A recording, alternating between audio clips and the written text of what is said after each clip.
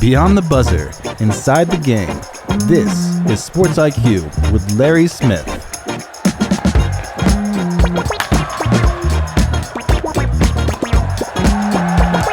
SportsIQ on a Monday. Hopefully you had a great weekend.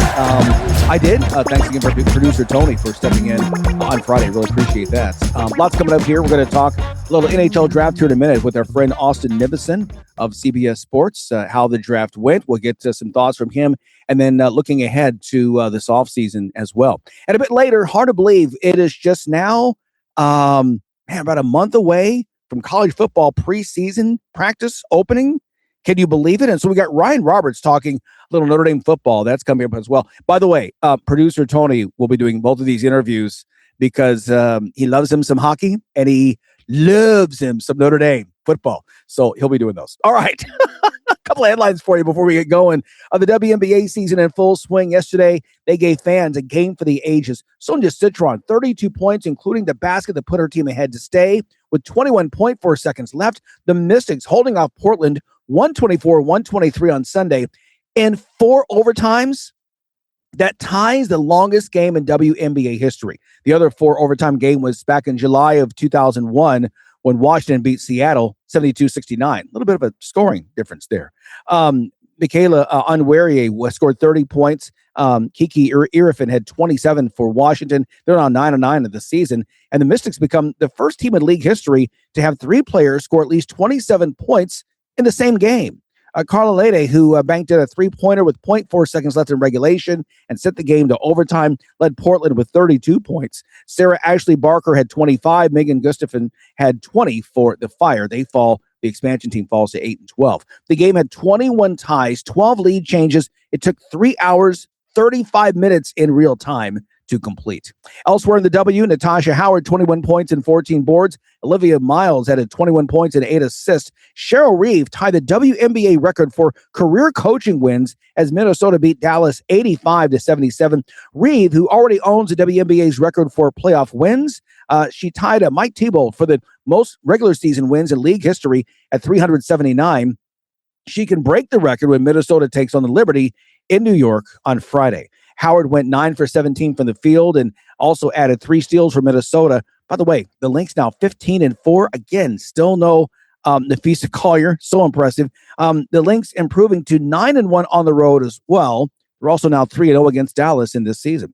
Miles, 8 for 8 from the line, 64 points now over the last 3 games. Kayla Charles tied a season high with 13 points off the bench. Golden State holding off New York and holding New York to their lowest scoring first half of the season en route to a 76-67 victory. Kayla Thornton added 11 points. Janelle Salam and Cecilia Zandelsini each scored 10 for Golden State, whose reserves outscored New York's bench 39-11. The Valkyries have the Liberty's number, by the way. New York averages just a tick over 87 points per game. In 2 games, though, against the Valkyries this season, they've yet to hit the 70-point mark. So pretty impressive just what they have done there. Another story for you to pass along in the world of golf. Mother Nature had her way with the Travelers Championship on Sunday with a 1-hour, 23-minute weather delay. Scottie Scheffler made an 8-foot par putt on the 18th hole Sunday, pumped his fist with more emotion than he had showed all day just for the right to return Monday at the rain-delayed Travelers Championship to face a sudden-death playoff against Victor Howland, who got the win today, as it turns out.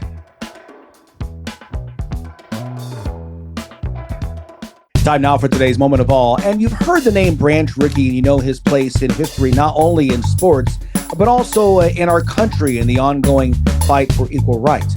Rickey was the executive who tabbed a young Jackie Robinson to break the color barrier as the first African-American player in the major leagues back in 1947. Robinson, of course, went on to an outstanding career. He won the first Rookie of the Year award. He was a 6-time All-Star, the 1949 National League Most Valuable Player, and in 1955 helped the Dodgers to the World Series title. But Rickey's tenure goes far beyond that. Before he was a team exec, before he spent a decade as a manager, he was a catcher. And it was this week, 119 years ago, back in 1907, when he made history. Filling in at catcher with an injured arm of his own, he allowed a major league record 13 stolen bases as his New York Highlanders lost to the Washington Senators on that day 16-5. Rickey was his last year as a player, and maybe for good reason. Still, he gets our moment of all. You're listening to Sports IQ with Larry Smith. Let's continue now here on the Sports IQ with Larry Smith. Producer Tony is with our first guest. Well, thanks so much, Larry. And, Friday and Saturday was the NHL Draft. Finally, all the drafts are done now for the springtime of 2026. The hockey guys took up the last spot. It was kind of interesting. It was kind of chalk early, but then things got a little surprising. And we've got Austin Nivison from CBS Sports back with us, our hockey expert, to kind of help break it down and talk to us. Austin, the first couple picks, everything seemed to be going according to plan. It just was the way it was laid out for us, right? Yeah, it was mostly chalk. I think the only big thing at the top of the board was defenseman Chase Reed kind of kept falling down the board. He got down to number 7 to the Kraken. And I think a lot of people had him as a top 2 or 3 prospect, and certainly one of the top defenders, but he wound up being the 4th defender to come off the board, which was interesting. I think guys were so close kind of at the top of the board that a bunch of teams had a bunch of different evaluations, and Reed just fell. But I think that was a nice kind of steal that fell into Seattle's lap there. But yeah, other than that, the other thing that of note is, the Sharks got the number 9 overall pick from the Senators in the William Eklund trade after the Senators lost Brady Tkachuk to the Panthers. And I basically rumblings were that the Sharks were trying to move out of that pick and try to get an established player for most of the week leading up to the draft. Well, they hung there and they drafted an enormous defenseman in Keaton Verhoff from North Dakota. And it was just interesting to me because they had 3 first-round picks and they used them all. So they continue to stock this prospect pool, and they continue to load up on this young core that they have, which is interesting. And I think as we see costs rising across the league in free agency, having a bunch of talent on entry-level deals or on restricted free agent deals is going to be huge for the Sharks here over the next 3 to 5 years. Yeah, it seems to me, Austin, just looking at it, a lot of teams in the NFL, when they hit that quarterback that they're on a rookie deal, they suddenly have like a 3 to 5, 6 year window where they can compete for a Super Bowl. We've seen it in the NBA with the Thunder and hoarding picks and keeping young guys and building with very young talent, as opposed to, some teams try to gather that core 3 of veterans and build superstars and then, take the least of the least that they can get to fill out a roster. San Jose seems to be following the Oklahoma City, the NFL model of really building through their draft, building up that core, and then working to keep them together, knowing your window now is open. Do you think their window is kind of opening to compete in the West? Their window is certainly opening in the West. Because look, and to a certain extent, it does take some draft luck. I mean, look what the Blackhawks have done. They've kind of tried to do the same thing through drafting, but they haven't hit on draft picks. They haven't developed well. Connor Bedard has not been that number 1 overall superstar just yet, whereas Macklin Celebrini, bang, instant hit, and he's going to be a superstar for a long time to come. That helps a lot, but they also have a bunch of other nice young prospects, and now they have all this cap space. They have all this draft capital. They have a deep prospect pool if they do want to make a move. Personally, I think we may talk about this, but Zach Werenski sounds like he's on his way out of Columbus, the Norris Trophy winner. And I think the Sharks should absolutely be all over that, trying to get him, because he would be a perfect fit for kind of their championship timeline. He would bring a veteran presence to the defense, but he wouldn't bring a veteran presence in that a guy that's past his prime. He's still very much in his prime, and he would be a huge addition for that San Jose team. Yeah, and if you've got that kind of draft capital that you're stockpiling, if you've got younger talent, that may be exactly what Columbus is looking for to be able to pull that trigger. Now, we've seen another team, it seems like we're getting this nuclear option going on in the East. Carolina, the current Stanley Cup champion, the Panthers, who were 2-time defending Cup champions this year, both kind of reloading as they're going along here between the Tkachuk trade and then Carolina now picking up Carlson, the veteran defenseman from Anaheim. Sounds like things are going to get pretty dicey in the East with those two. Yeah, and it doesn't sound like either of them are done quite yet. They both have been mentioned in connection with Connor Hellebuyck, if the Jets were to trade him. So obviously both of those teams are loading up, and I think they anticipate seeing one another in the playoffs next year. And then you can't forget about the Lightning, who they just let Darren Radish go. They do have a hole on defense, and their core is getting a little bit older. But every time you think the Lightning are okay, well, they can't keep doing this, and they just keep winning hockey games over and over and over. So I think those three teams are going to be fascinating to watch as free agency opens and as the trade market continues to roll on. Because I do think there are going to be more trades, just because, frankly, this free agency crop is one of the worst I've seen in a long time. Yeah, it doesn't bring a lot of, you want to go out and spend big dollars on some of the people that are available in free agency. And part of that, Austin, is teams are really starting to lock up their superstars for longer deals and stretching that cap hit money out farther and farther so that they can keep core teams together for good long runs. Yeah, that's exactly it. You already generally did not see stars hit the free agency market in the NHL very often because teams did that. Now they're starting to lock them up even earlier. So I think last week sometime, I think right before the draft, the Los Angeles Kings signed young defenseman Brandt Clark to like a 7-year deal for, I think, just over $7 million, which is a lot for a guy who has played well for a couple of years, but hasn't been quite star quality. But with the cap going up, if you project him to be, kind of that top pairing defenseman for a long time, you've just got yourself a steal, because think about what Cale Makar and Quinn Hughes are going to get on their next contracts. I mean, they're going to be well above $10 million, both of those guys. So if you can lock a guy up early when he's still kind of in restricted free agent status, that's the way to go for sure.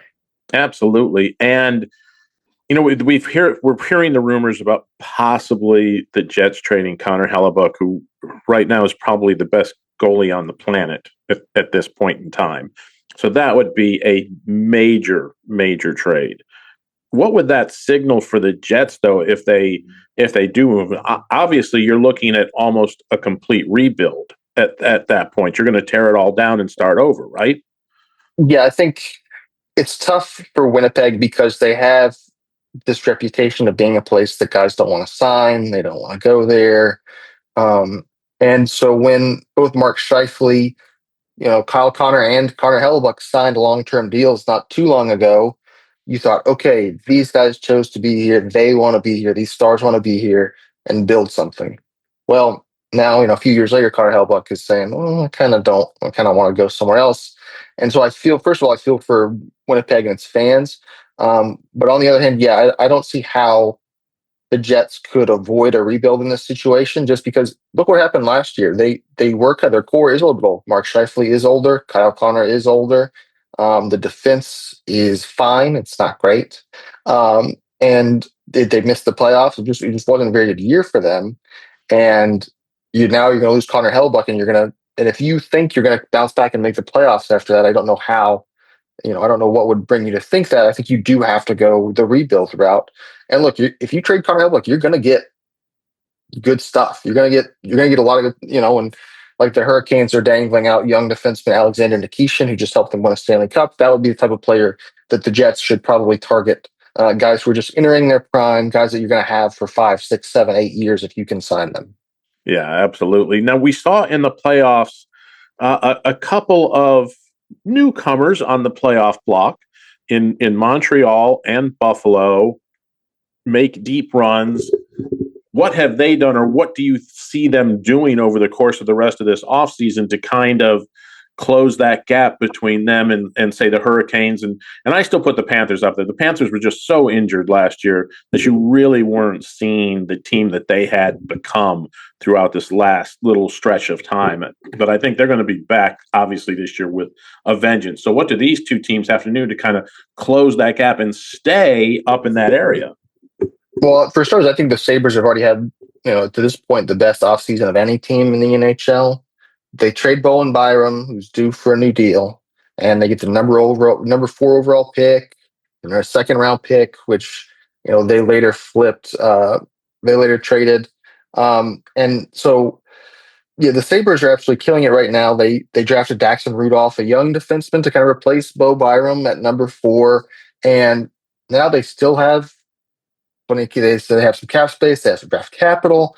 They've been mentioned with Hellebuyck as well, which I think would be perfect because, as good as Alex Lyon was last year, I don't know, kind of a career backup guy. I don't know how you trust that to be kind of your full-time starter again next year and win you a Stanley Cup.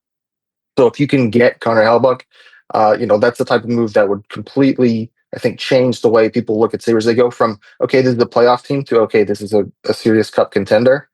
The Canadians, on the other hand, I just think they need a little more forward depth. I think they especially need more center depth.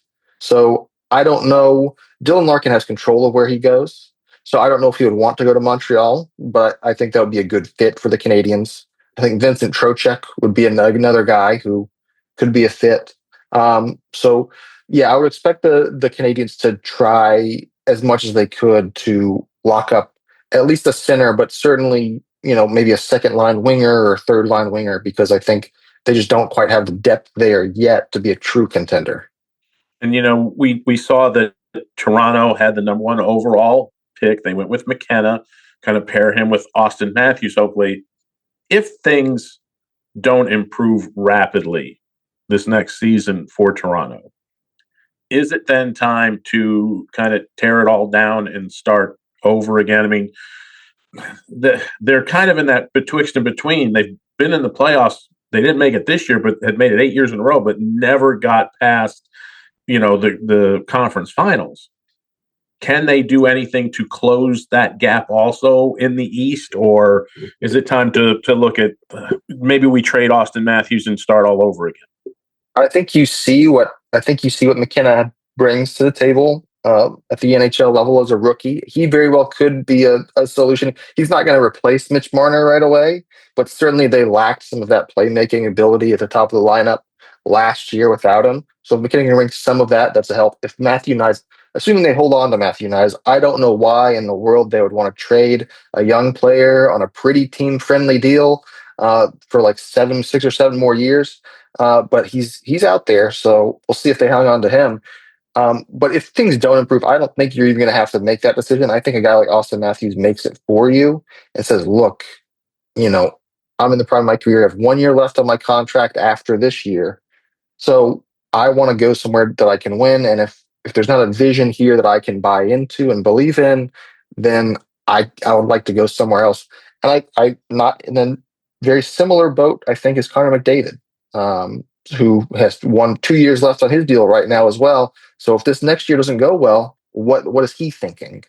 Right. Are you seeing teams possibly trying to stockpile some cash room and some assets in case those two, because look, if those two were to come on the market at any one time, you're talking about 2 generational type talents that, like you said earlier, those kind of players rarely hit the open market and rarely are they dangled as trade bait.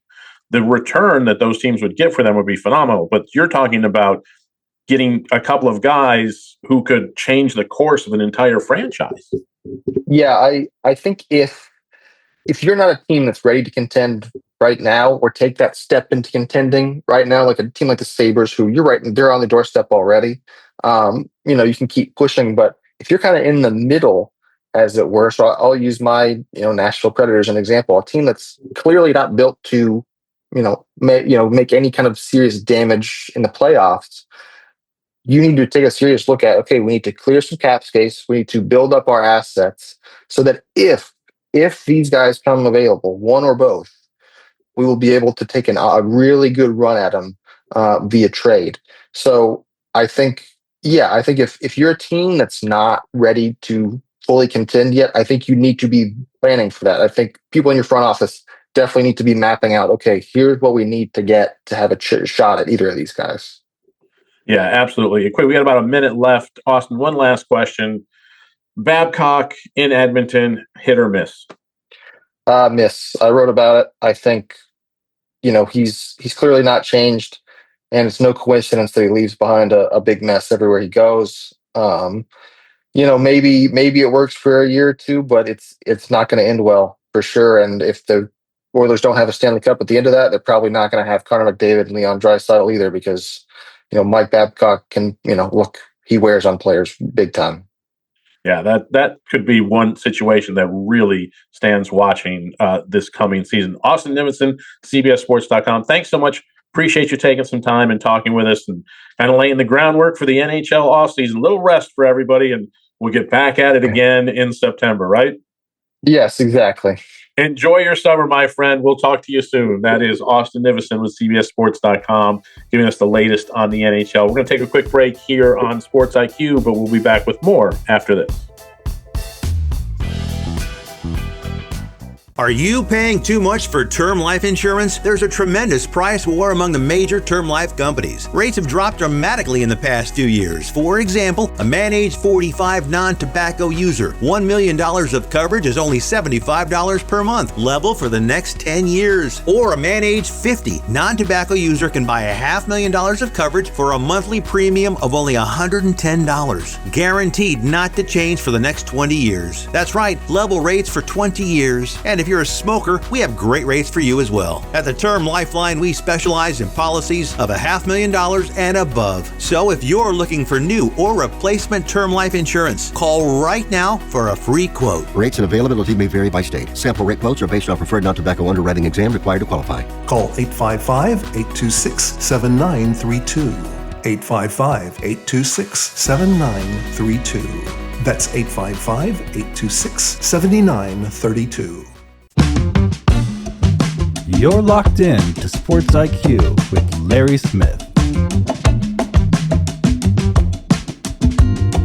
Welcome back here to the show. There is one name in baseball that we just can't stop talking about, and for good reason.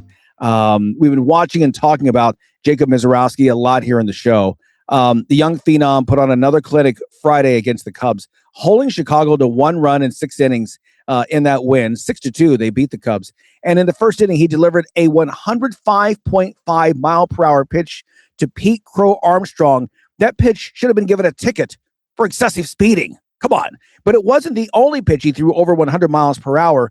The 105.5 mile per hour pitch broke Misiorowski's own record for the fastest pitch by a starter since pitch tracking launched back in 2008. He has thrown the 42 fastest and 49 of the 50 fastest pitchers by a starter in the pitch tracking era. All 49 have come in this season. The fastest pitch by a starter other than Misiorowski, 103.2 miles per hour, offered by Jordan Hicks back in 2022. Misiorowski, the 105.5 pitch Friday, tied for the third fastest by any pitcher, starter, or reliever in the pitch tracking era. There have been only 13 pitches recorded at 105 miles per hour since 2008. The only pitchers hitting that mark are Aroldis Chapman in his heyday and Jordan Hicks. This is some very select company. Think about it. I mean, Kevin, Nolan Ryan was a fireballer back in the day before this happened. Maybe he hit 105 on the gun. I don't know. I really hadn't heard these kind of numbers till lately. Misiorowski, the only human on record who has hit 105 miles per hour as a starter, his average fastball, average now, is 100.3 miles per hour this season. He's thrown 569 pitches at 100 miles per hour or better this season. Now, there were 525 pitches thrown at 100 plus miles per hour league-wide from 2008 and 2009. That's how impressive this guy has been. How good has he been this season? 9-3, a 1.45 ERA. He struck out a major league leading 146 batters in 99 innings, and he has fanned 38.8% of the batters he has faced. The name again, Jason Misiorowski. The next highest strikeout rate among qualified starters is 30.6%. That's by Pittsburgh Pirates ace Paul Skeens. Misiorowski he's off the charts. Speaking of great seasons, how about Kyle Schwarber of the Phils? He pounded his 30th home run of the season Sunday.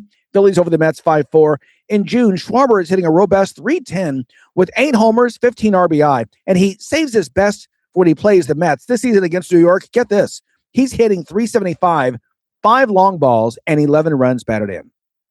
It's been a season to forget so far for Boston. They fired their manager back in May, languished in last place in the AL East. If the Red Sox make anything of this season, they'll point to the just completed series with the hated rivals, the Yankees, as the turning point.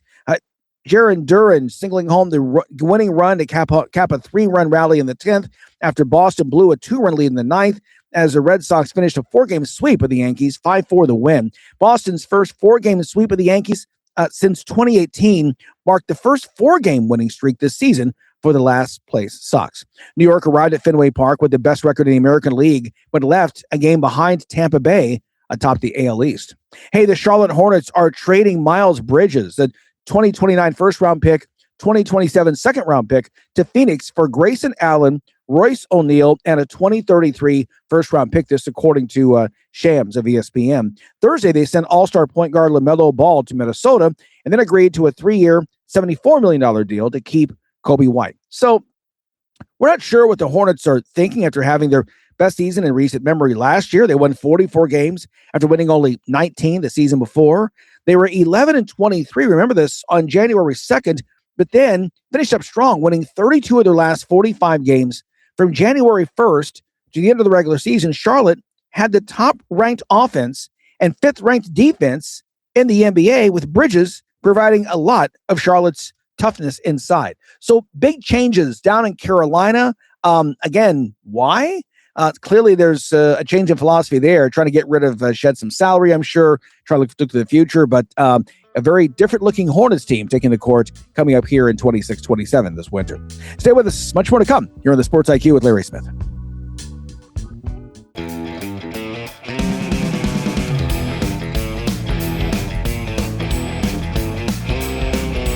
Once again, producer Tony has our next guest. Well, thanks again, Larry. And, college football season has no off season these days. At least it doesn't seem that way. There's always something to talk about. And one of the programs making some headway in recruiting and always seems to be on people's minds, always on my mind because I'm a huge fan, is Notre Dame. And we're lucky enough to have Ryan Roberts of A to Z Sports here to join us. He is the college football writer for them, covering the sport. Ryan, good to have you back on the show. How are things going, my friend? Everything's good, man. Everything's good. Like you said, it's the fun time of the off season because in the NFL world, like not much is happening. College football, you're dealing with like the early lists of like the way too early, all that type of stuff. But luckily, recruiting never stops, and obviously, there's a lot of optimism for Notre Dame heading next season. So I'm excited for the conversation. Yeah, it's looking like it should be an interesting season. I think one thing Notre Dame fans like myself are a little anxious about is, how do you fill Jeremiah Love's shoes? I mean, the kid was spectacular. You could hand him the ball, and there was at least a roll of the dice chance that he was taking it to the house on any given play. That seems like that's going to be a little tough to replace coming into this season. Yeah, no, it is. I mean, the way I could phrase it, and you could obviously throw Jadarian Price into that conversation too, because he was a home run hitter and a guy that could create a lot of explosives. Notre Dame's running game is going to be good, but different in 2026 is the best way that I can put it.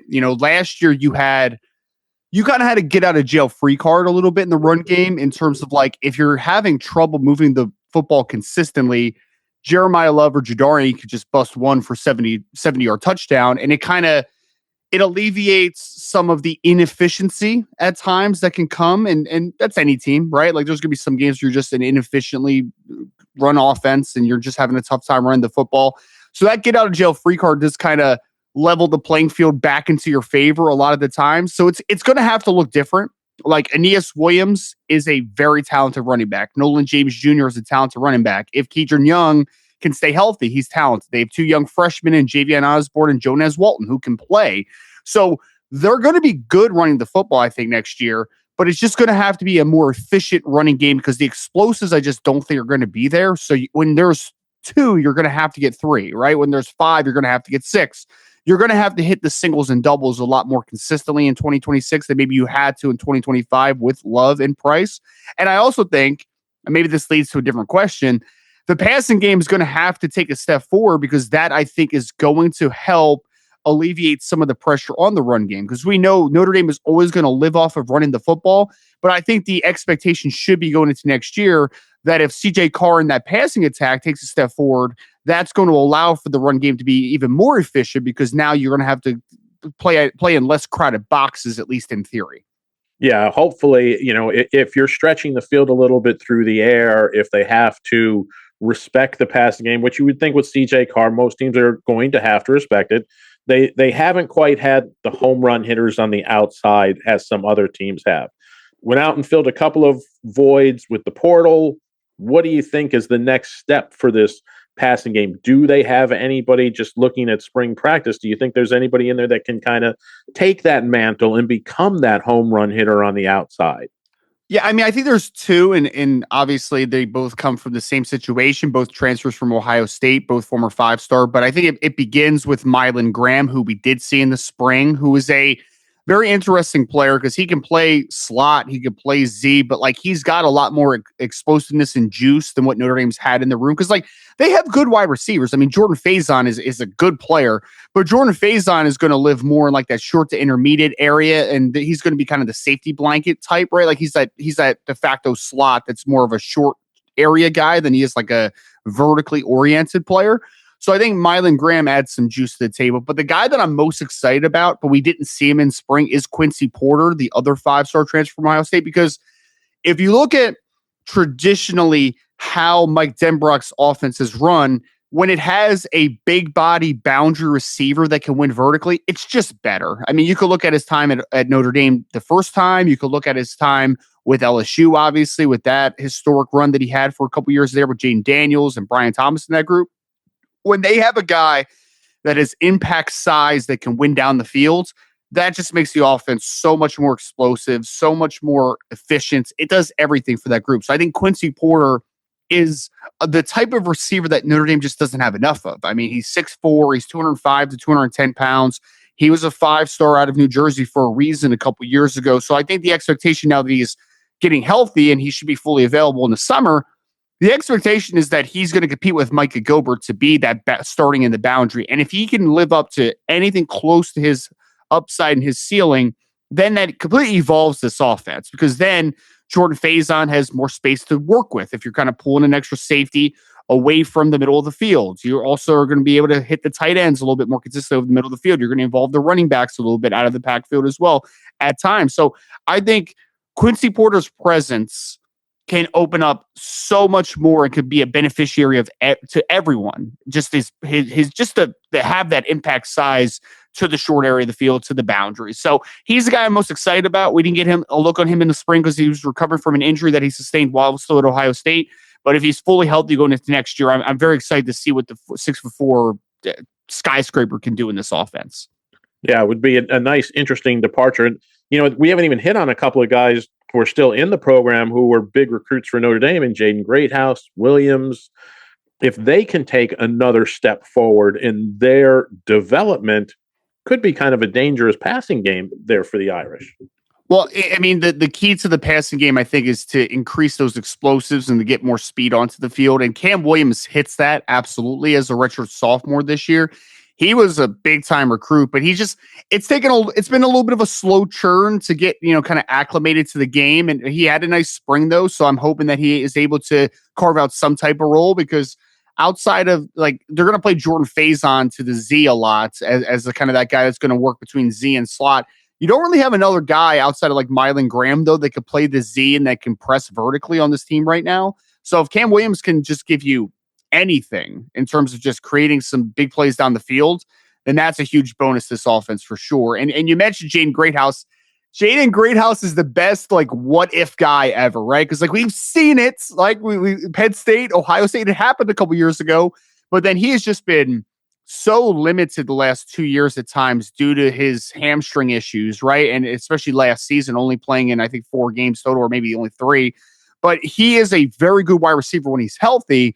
Being able to stay on the field has been the tricky part to him. So he's in like the Charles Jagasaw realm for me for Notre Dame, where it's love him when he's on the field, but can you really depend on him? At this point, I'm just like, if Jaden Greathouse can be any close to the version that we've seen of him more regularly and available next season, that's just an added bonus. Like in my mind, I'm depending more right now, at least just ideologically, to Quincy Porter, to Jordan Faison, to Mylan Graham, because I've just seen it obviously a little bit more, at least 2 out of 3 of those guys this past spring. And if Jaden Greathouse is able to showcase anything, then this wide receiver room has a chance to go from very good to potentially one of the best in college football next year.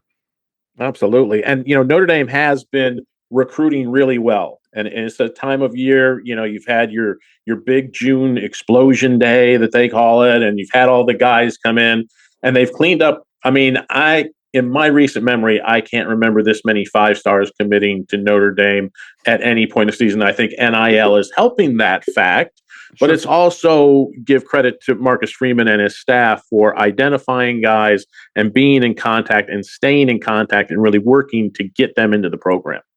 Yeah, I mean, I think it's stated perfectly. When you combine the ability to pay players legally now, right, on the surface with the type of recruiter that Marcus Freeman is and the type of recruiters that he attracts to his staff, it's not a surprise that he's attracting guys like Olubulola, like Albert Simeon, like some of these elite players, Abraham Cisse, some of these elite football players. But I think that ideologically, the 2 things that Marcus Freeman has done the best in terms of recruiting is, one, he's not staying like when Brian Kelly was the head coach, they took the easy route in terms of like areas that they would target, and a lot of Midwest kids, and they would barely dip for whatever reason in the state of Texas. They would barely dip into Florida. They would barely dip into Georgia, because let's call it what it is. It's harder to recruit there. So you need a guy that at the top that's going to be like, we're battling. We are battling for these guys.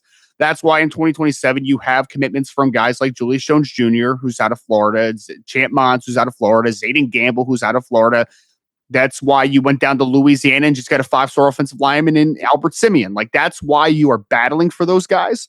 So I think first and foremost, why are you not tapping into Texas more? Why are you not tapping into Florida more? Why are you not tapping into Georgia more? Marcus Freeman has said, we're going to do those things, right? We know the areas. They're tapping into New Jersey, which New Jersey is not a huge state, but from a population density perspective, they develop talent at a very high level. Like the North Catholic League is fantastic for the Bergen Catholics, the Paramus Catholics. Like those schools do a tremendous job of developing college football talent. So they are going into areas for whatever reason. Brian Kelly just decided that they didn't need to prioritize later in his tenure. So I think that that's part of the success. But then the other thing for me, Tony, like the big thing is that there's such a completeness to these classes now. Like from 2023 through now, Notre Dame's still waiting on a linebacker commitment in 2027, but like they have 5 offensive linemen. They have 6, the potential to have 6 defensive linemen. They have a quarterback. They have 2 running backs. They have 2 wide receivers. They have a tight end. Like they are hitting every need in a recruiting class. The problem with Brian Kelly was, as a recruiter, is he would have a couple like big time recruitments or big time commitments, but then you'd be like short, like you'd have 1 defensive tackle in a class, or you would be short a corner, or you'd be short this player. You wouldn't recruit the quarterback position well enough, so you'd be short in talent in general. So there was a lack of completeness for how Brian Kelly recruited. There's no lack of completeness for how Marcus Freeman recruits. He recruits at a high level, but more importantly, he understands that I need to put together a class that can play together and a class that's going to hit needs, or else that's where holes on rosters begin to develop, especially in this era where guys can leave so easily and regularly now. Absolutely. Yeah, I think that was one of my biggest complaints of the Kelly era as a Notre Dame fan, was you would have a position group or 2 that would just be a complete miss. And you're going, where are we finding players to fill this hole? Because it's a big hole. You may be good at this position, but you're really not good at this position over here. So there's been a huge debate, and I've been part of the debate because I do like having debates. Debates are fun, right? But like you have a defensive line class today that is Abraham Cisse, David Fuller-Runcho. You have Sagan Alexander. You have Aiden O'Neill and Jackson Vaughn. Like that's your 5-man defensive line class right now, which is fantastic. Like that's a fantastic class. And that has a very strong argument as the best class of my lifetime. I'm 34 years old. Like it might be the best defensive line class ever. some people will say, oh, wait, not too fast. What about the class that we saw with Aaron Lynch, Stephon Tuitt, Ishaq Williams? All were 5-star defensive ends. And I'm like, you're right. That was a great class. And if I just said those three versus Cisse, O'Neal, and Vaughn that are the defensive ends in the class, I think you have a solid point. Like that class might be better. But tell me the defensive tackles that were in that class. Tell me who they were, because that's the holes that we're talking about. Like, yes, you did a great defensive end class, but your defensive tackle class was bad. Like, it wasn't too long ago that guys, and all due respect to him because he was a good player at Notre Dame, but Myron Tungavaloa Amosa and Kurt Hines should not have had to play as true freshmen at Notre Dame. Like, they just shouldn't have had to, but they had to because you recruited defensive tackles so bad the previous couple of years that they had to. A couple of those guys I just mentioned, like Abraham Cisse and David Folderuncho, 5-star players on the 2474's composite ranking, they don't necessarily have to come in and play, which is crazy to say, but that's how Notre Dame is recruiting, and that's how Marcus Freeman has been recruiting, where some really talented players have to wait their turn, which sounds a whole lot, and I'm not making a direct comparison and saying that they're going to win multiple national championships like these teams, but like that's what we saw during the Nick Saban heyday at Alabama. That's what we saw early in the Kirby Smart tenure. They were recruiting at such a level that guys like Jalen Carter kind of had to wait their turn to be in the limelight. Guys like Marcel Darius had to wait. And to think that Notre Dame is getting to that point where like some big time high 4-star, 5-star caliber players have to wait their turn, that's the place you want to be, because Notre Dame, unlike your Georgias, Alabamas, like some of those other big programs, they also retain talent at an alarming rates. Like kids that come to Notre Dame, they want to stick around to get their degree. I mean, like it makes sense, right? So if you convince a 5-star and David Folderuncho that like, hey, you're going to play here, you might have to wait your turn, but you also get this really cool Notre Dame degree at the end after your NFL career that's going to last a lifetime. Well, if guys see that vision and they buy into that vision, then you're going to be able to keep 5 stars a lot longer than maybe that guy that just said, like, if I'm not playing by year 2, I'm out of here. Yeah, absolutely. Well, really appreciate the conversation there, Ryan. What a great way to get ready for camp coming up. They'll report at the end of July and get over there and get into things. And we're only about 7-8 weeks from some actual games. So looking forward to that as well. Yeah, man. No, I'm excited for it. I mean, I kind of put my age out there a little bit, but you know, I have not seen a national title in my lifetime. I feel like it's coming sometime soon, right? So I'm excited for the fall, absolutely, because I also think that this Notre Dame team has a little bit of a bad taste in their mouth with how without the last playoff ranking went last year. So I'm excited to see how they come out this season. Absolutely. Ryan Roberts, A to Z Sports. Thank you so much for joining us. Really appreciate your time. We'll give you a call again as we get closer to the start and kickoff of college football season. Enjoy your summer, my friend. I appreciate it, Tony. Thank you as always for having me.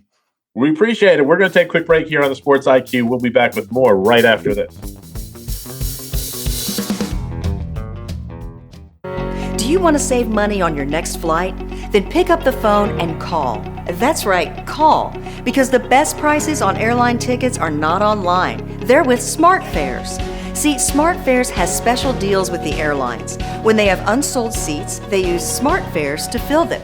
So you get airline tickets at ridiculously low prices. They have access to great prices and discounts with over 500 different airlines, plus 300,000 hotels and rental car companies. Their prices are too low to publish online. The only way to learn more is make a free call. With the extra money you'll save, you can book another trip or treat yourself to dinner or shopping. So stop searching all of those travel sites to find the lowest price on your next trip. Let one of our SmartFares expert travel agents find the best prices for you. Call SmartFares today and get the best price on your next trip.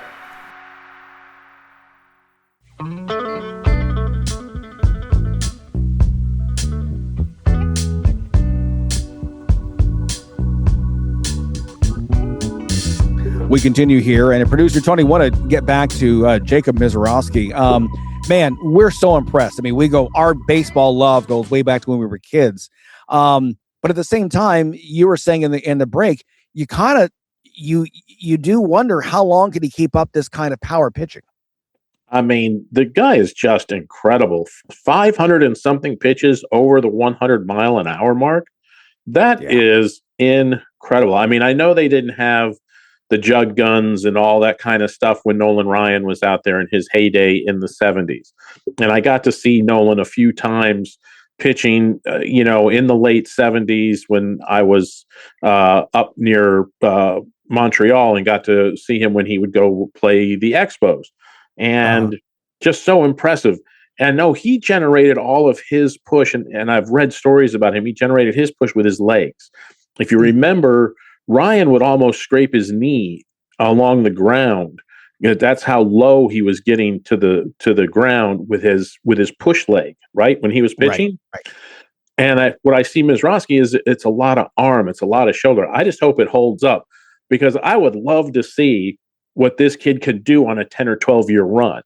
The numbers he could put up, the records he could break would just be unbelievable. He is that good. And if you watch his ball when he's pitching, the movement is incredible. It's almost unfair for the hitters, because they mentioned in one story that I was reading is that because of his length, because he is 6'7", he is like an extra second faster to the plate because he's that much closer to the plate. Right. So you have less reaction time as a hitter, which makes it even more unfair. Right. Exactly. It's just, I think of, Ryan, the power, J.R. Richard was a fireballer. Obviously, Bob Gibson, they changed the rules of the game because he was so dominant. Yeah. And he's having that kind of season. And I'm with you. I just hope that he can continue this. I hate in a couple of years something would happen and it changed the trajectory of his career. So hopefully that doesn't happen, because he is just such a very special talent to watch him on the mound. Must see TV if you get a chance to see the Brewers and Jackie Mizrachi pitch for them here in this 2026. And we just talked about all the things he's doing. On the other side, you go from the wow to the the last story that we had in the C block before Ryan came on with you to talk Notre Dame football, Charlotte Hornets and all the trades. You and I have been talking all day long about this. We've been texting back and forth. We don't quite understand what they're doing there in Charlotte. Yeah, I mean, I've read a couple of the stories that gave the Hornets, A grades for the Bridges trade, A grade for the Ball trade. And I'm just, I don't know, maybe I'm just not seeing the bigger picture. If I'm a Charlotte Hornet fan, I'm kind of scratching my head. I'm like, we made the playoffs for the first time in a while. We'd won only 19 games a couple seasons ago.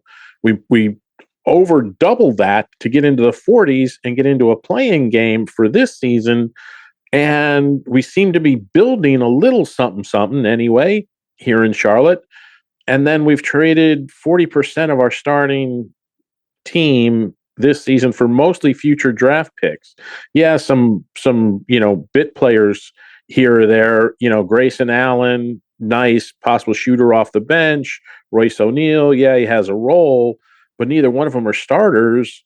And, I know draft capital is important, but usually it's teams that are already there that are trying to stockpile draft capital, or again are saying we're years away and we're going to need this draft capital to build up.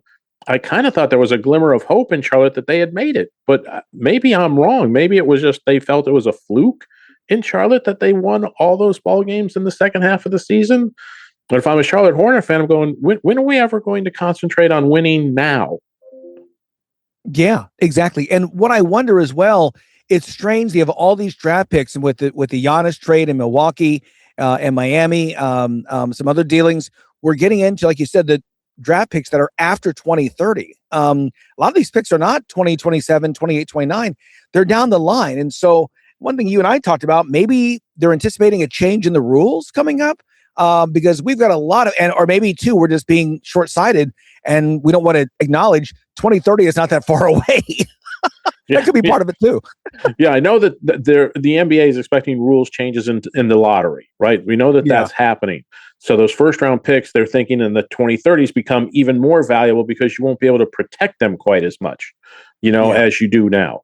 So I get all that, but again, if I'm a Hornet fan, it's like we got closer. We actually won over half of our games. We should build on that. We should keep going. Not say, okay, gee, that was nice. Now let's go back and rebuild it again. I don't know. It's just kind of odd to me. Maybe I don't understand all the nuances. If you're an NBA fan out there, go on to our YouTube page and let me know what you're thinking and what you think about what happened in Charlotte.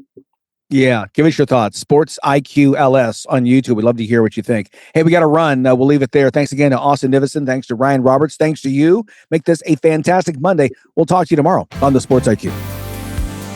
Thanks for listening to Sports IQ with Larry Smith, Monday through Friday. Continue the conversation at Sports IQ LS. We'll see you next time.